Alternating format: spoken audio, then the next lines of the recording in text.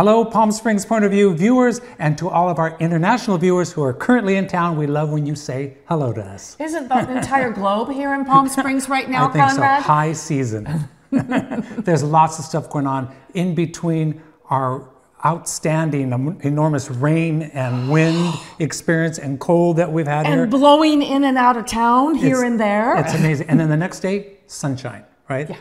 We love the desert. It's always interesting.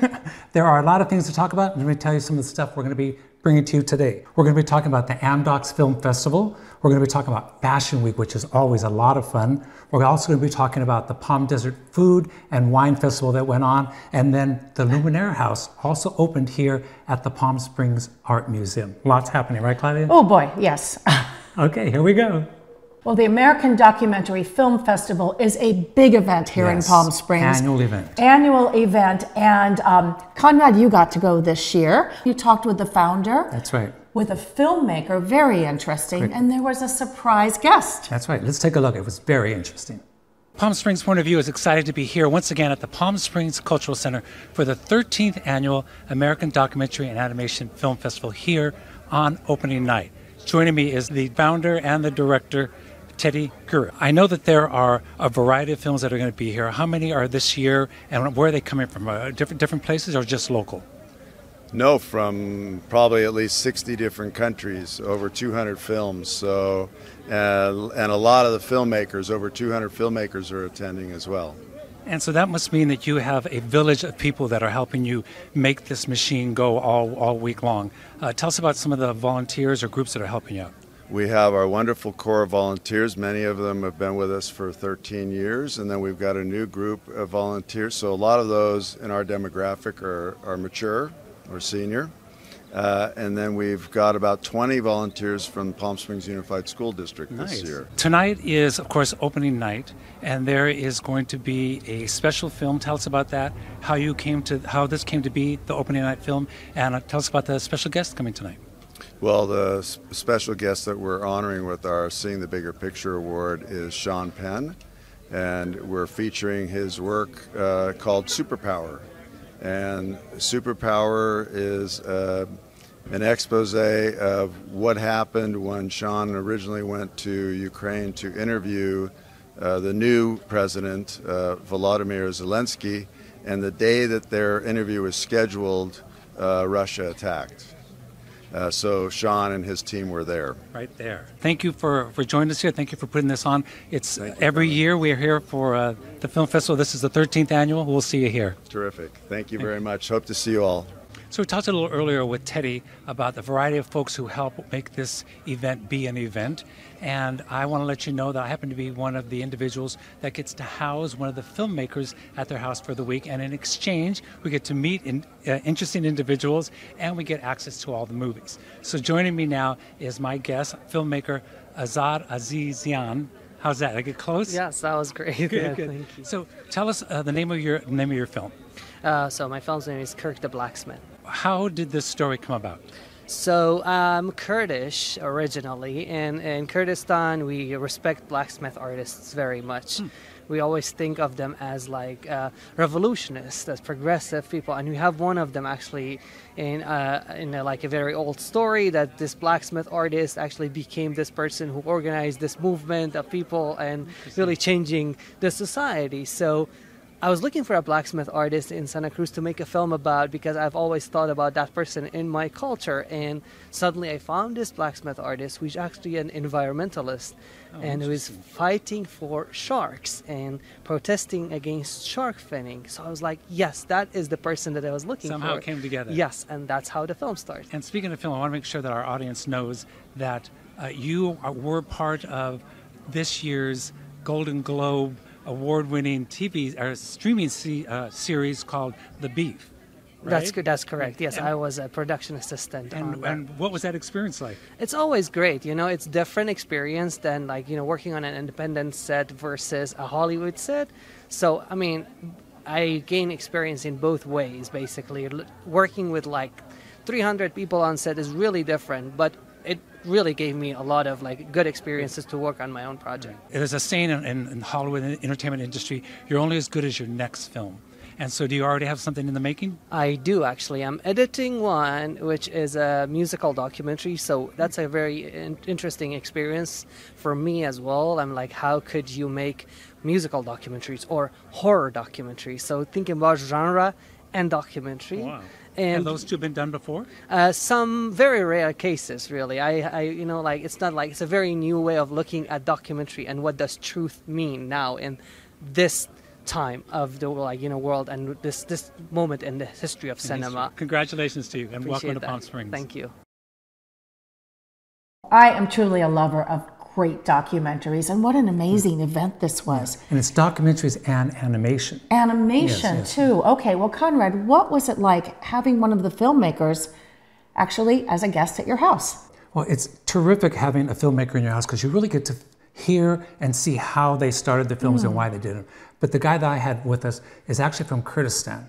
And I learned all this information about how he became a refugee, how he came here 7 years later, getting his master's degree, done a variety of films, really an interesting experience. And it's a great way to get involved with Amdocs. Oh, that sounds like a great thing to do. And I think anyone can actually Anybody can do it. sponsor and put up one of the filmmakers, That's the right. directors, anyone involved in Amdocs. And you get to also go to all the Amdocs shows, so it's a good thing. That's great. Get involved.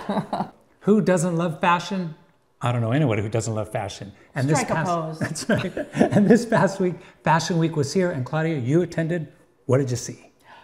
Well, I saw a good amount, and what was interesting this year is there were a number of international designers. I read about that. Yeah. Which made it, quite a different event. That's good. And also what I found very interesting was usually it's the students from the Fashion Institute of Design and Merchandising in LA, which is called FIDM. Right. This year it was Instituto Marigoni Miami, which was a whole different take. Bring a new spice to it, something different. Yeah, new spice. I like that, yeah. And these were the top tier students.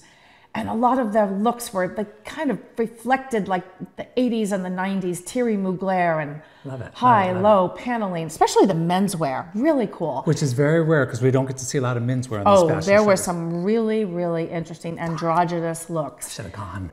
And we had the opportunity to sit and talk with one of the international designers. Let's have a look.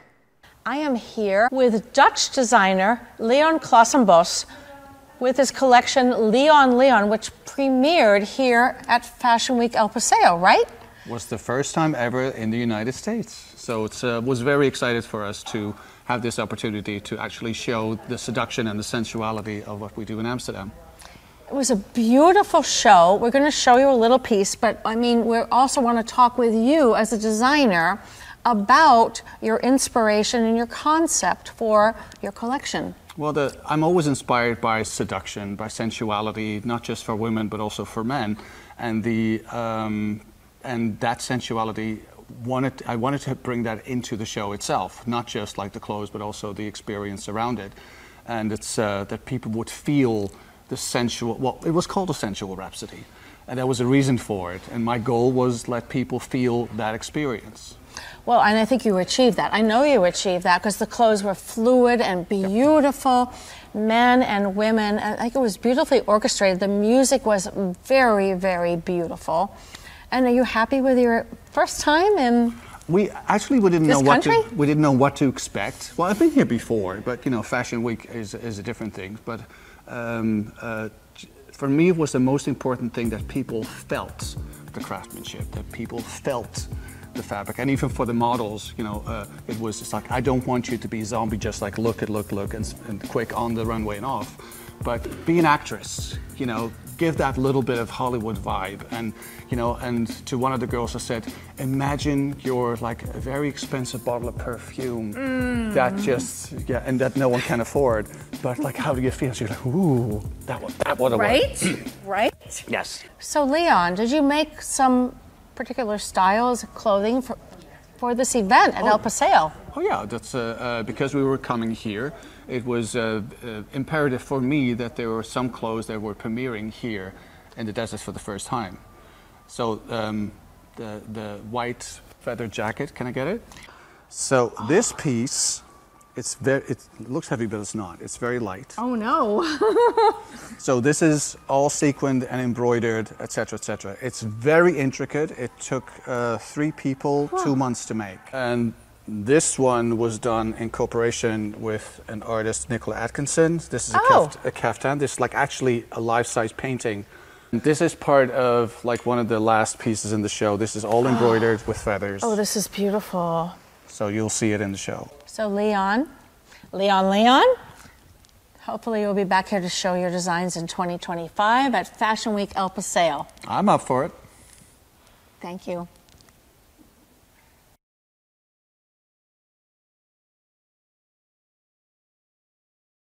Fashion Week is always so much fun. I can never get enough of that, right? Oh, absolutely. The looks on the runway, the movement, the music, and then seeing everybody dressed up, seeing your friends just like... The music and the light show, that's another part of Fashion Week. And I feel like this one really took it over the edge. Ooh, I love it. It's just a bigger, more important production. As we mentioned, there was a lot of things happening here. So we just had Fashion Week, and right behind that came the Palm Desert Food and Wine Festival. That was a blast, right? It was a blast, and it was a breeze too, I heard there was a wind experience, which I want to talk about in just a few moments. However, you got a great interview, right? Well, many award-winning chefs attend this Food and Wine Fest. Yes. And I was so happy to get an interview just before everything exploded with Chef Gail Gand. Is that like our Gary Gand's sister? You would be correct. Is that right? Wow, I'm sorry. Award-winning, James Beard Award-winning, 2 Michelin stars, author of 8 books. Let's have a look. Yes. Folks, if we don't get blown away, I am really happy to be here with Chef Gail Gand. And for all of our viewers, you know and love the Man. This is Gary Gand's sister, Gail. Right, I call myself the little sister. The little sister. Yes. Renowned chef, though, in a big way, James Beard Award winning. Tell us about your creations, your business, everything that you're doing. I'm here at the Palm Desert Food and Wine Festival for probably, I don't even know, maybe the 15th year it feels like. Doing some cooking demonstrations, doing a luncheon. I did a James Beard luncheon yesterday for 500. And right now I'm just waiting to go on for my demo. I'm doing a ricotta raspberry cheesecake with Biscoff crust. So I'm here teaching cooking. Oh, wonderful. And I know in the past you were very well known in Chicago for your restaurant. I have had a fancy pants fine dining restaurant called True, TRU. We had 2 Michelin stars when we closed in 2018. Okay. So I haven't had a restaurant to worry about for 6 or 7 years. So I haven't aged as quickly as some of my other chef friends who kept their restaurants. And you've written several very great cookbooks, right? I have 8 cookbooks that I've written. Whoa, that's more than several. And you know, I had a show on the Food Network called Sweet Dreams for 8 years, which is still on Discovery Plus. It's streaming there. So you can watch Sweet Dreams, which I'm 20 years younger and 20 pounds lighter, but still, you know, you can still, an eclair's an eclair, right? You know, that part didn't change at all. Well, thank you, Chef Gail. It's great to chat with you. This is our kitchen. This is your kitchen. This is everybody's kitchen. Everybody's and these are kitchen. all our prep guys. Yep. Show everybody who helps prep and keeps us ready. Well, Claudia, those Gands, they are pretty amazing, I would have to say. A lot of talent in that family. Before we finish this segment, though, I need to hear about the wind experience.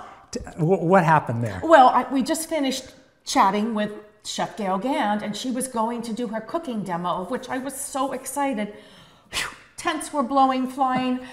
In fact, Canopy right here in town was handing out bottles of wine. They were shutting down. The whole place shut down. Because a lot of it is done in tents, and when the wind hits here, you need to run for cover. Whoa, it was scary. I mean, even in the kitchen there, which was great to go behind the scenes, but things were like rattling and shaking. Another great experience here in the desert. And Conrad, something we have been waiting for in Palm Springs is the official opening of the Aluminaire house. Yes, finally here, finally here. That beautiful, gleaming aluminum modernist structure, a home from 1931 that was designed by Albert Frey and Lawrence Coker, now sits just to the left of the Palm Springs Art Museum. That's right. And if it wasn't for the Art Museum and other local donators, this never would have come to be. And Claudia, let me ask you a question.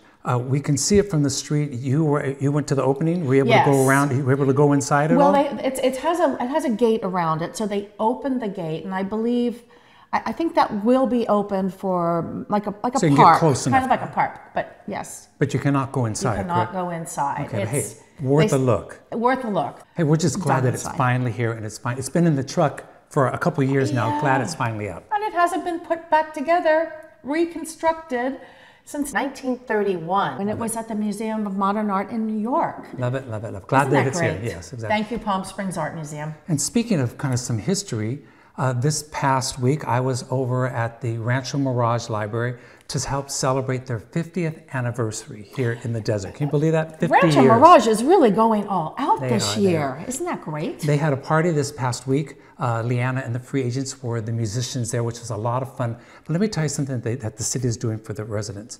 They have created a table book, 50 years of Rancho Mirage. And everybody who was there that was a resident got a book. But every resident in the city of Rancho Mirage will be receiving a book in their mailbox. All righty, so we covered a few things, I think. We did. We absolutely did. So it was a lot. It was a lot. And we want to remind everybody that if you go to any of these places that we talked about, make sure you mention to them that you saw it here at Palm Springs Point of View. And remember to like and subscribe on our YouTube channel. That's right. Okay, we'll see you next time. See you soon.